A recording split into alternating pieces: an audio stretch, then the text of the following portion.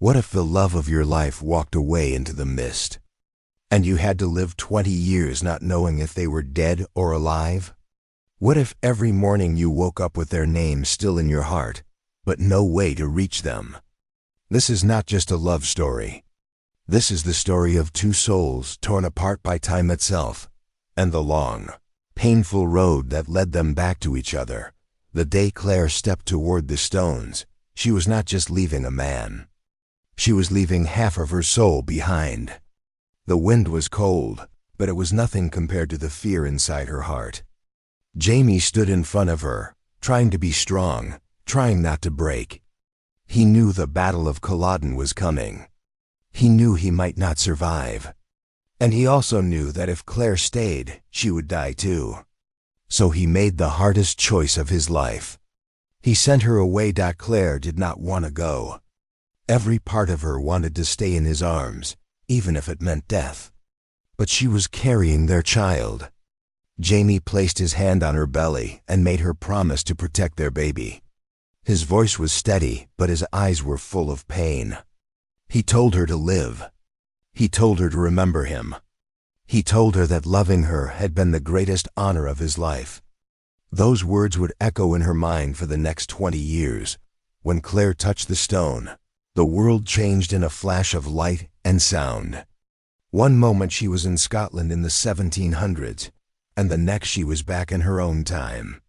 But nothing felt like home anymore.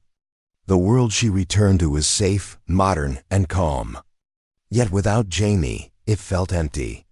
The noise of cars, the bright lights, the busy streets, none of it mattered. Her heart was still in the past. She went back to Frank. She tried to build a normal life. She tried to smile, to be a good wife, to move forward. But grief does not leave so easily. At night, she would close her eyes and see Jamie's face. She would remember the way he looked at her, the way he said her name. Frank could see the distance in her eyes. He knew there was a part of her he could never reach. Then Brianna was born. A beautiful baby girl with Jamie's spirit and Claire's strength. Claire poured all her love into raising her daughter. She became a doctor, worked long hours, and fought to prove herself in a world that did not take women seriously. She built a life. She became strong. But deep inside, the wound never healed. Every year on the day of Culloden, Claire would fall silent. She would wonder where Jamie fell. Did he die quickly? Was he afraid? Did he think of her in his last moment? Not knowing was worse than grief. Not knowing kept hope alive. And hope can be both a blessing and a curse. While Claire was living in the 20th century, Jamie was facing a very different world.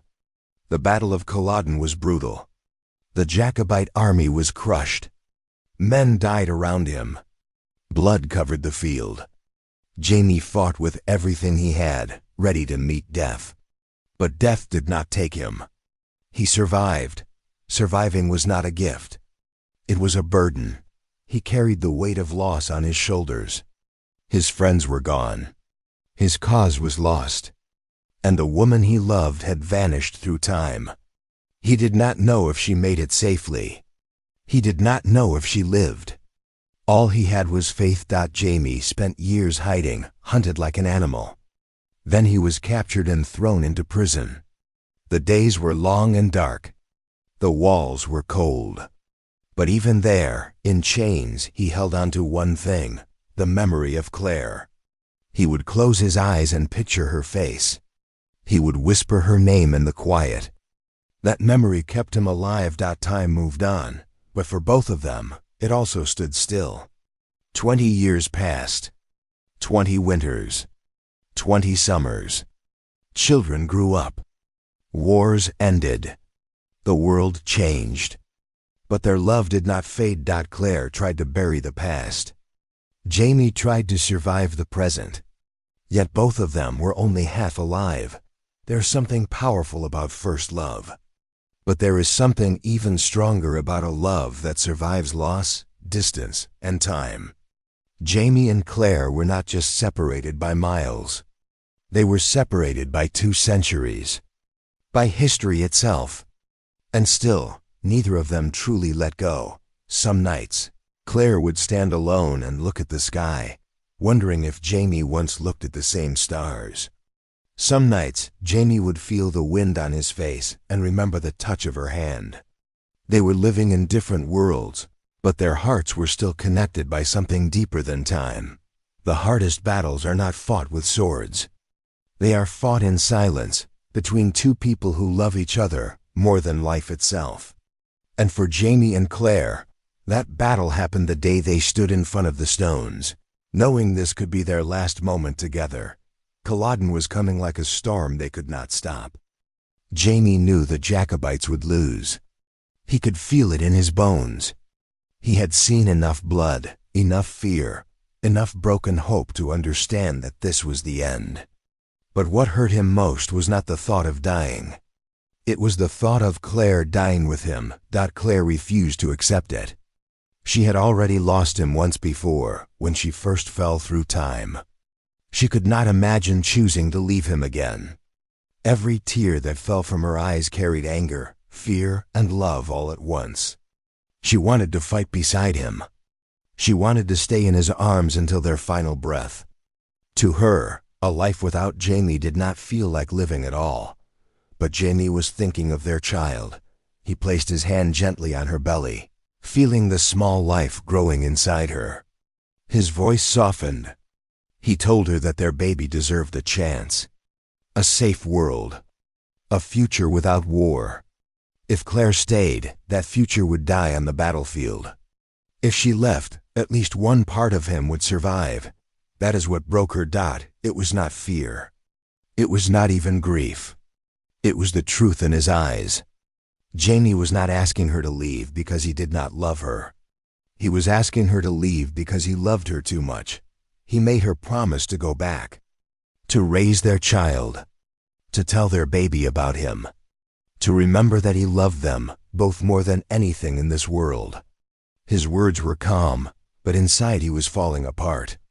You could see it in the way he held her, like he was trying to memorize the shape of her in his arms. Claire held onto him as if time itself was trying to pull them apart.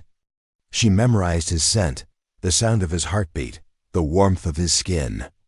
She wanted to freeze that moment forever.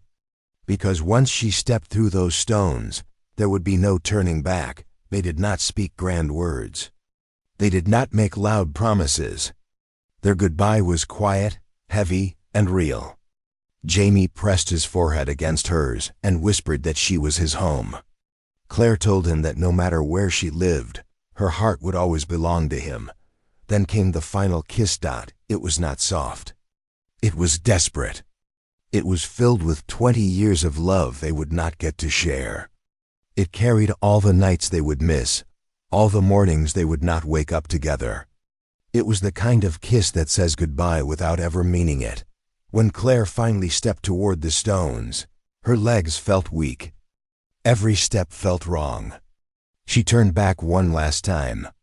Jamie stood tall, even though his world was breaking. He did not cry in front of her. He would not let her see his fear. He simply looked at her with that deep, steady love that had always made her feel safe.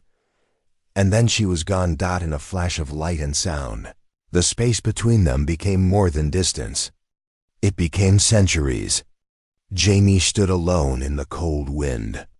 The woman he loved had vanished. He did not know if she made it safely. He did not know if he would ever see her again. All he knew was that he had sent away the only light in his life. That night, before marching toward Culloden, Jamie made peace with death. He believed he would fall in battle. He believed this goodbye was forever. But fate had other plans. Sometimes love does not end with a farewell. Sometimes it waits. Even when the world thinks the story is over. 20 years is a long time to breathe without.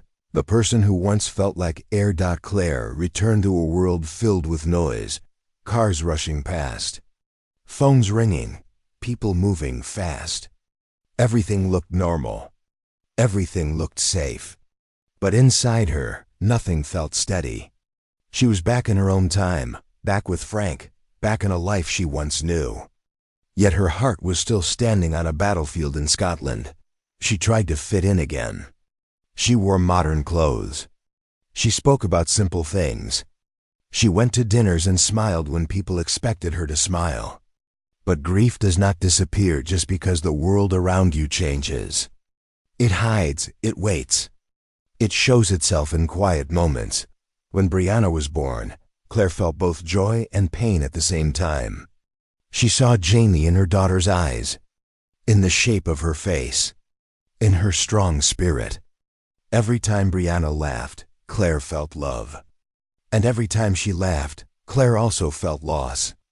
Because Jamie was not there to hear it, Claire poured her energy into becoming a doctor. She studied late at night.